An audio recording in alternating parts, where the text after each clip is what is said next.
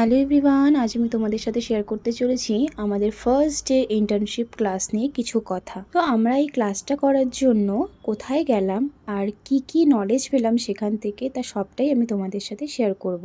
যেহেতু আজ প্রথম দিন, তাই আজ আমি আর কলেজ যাইনি, তাই সময় মতো বাড়ি থেকে বেরিয়ে পড়েছি সেই ক্লাসে যাওয়ার জন্য।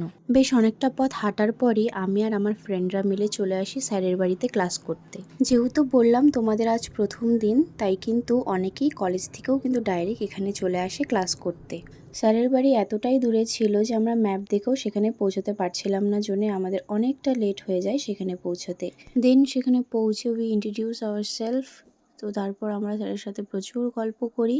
দেন আমাদেরকে স্যার কিন্তু প্রচুর নোট লেখায়, যেটা আমি তোমাদের সাথে শেয়ার করতে পারছি না। সেখানে অনেক কিছু শেখার পর আমাদের ক্লাস শেষ হয়ে যায়। আর হ্যাঁ, তোমাদের একটা কথা বলতে তো ভুলেই গেছিলাম যে আমাদের মেন টপিক ছিল ট্যুরিজম অ্যান্ড ট্রাভেল ম্যানেজমেন্ট।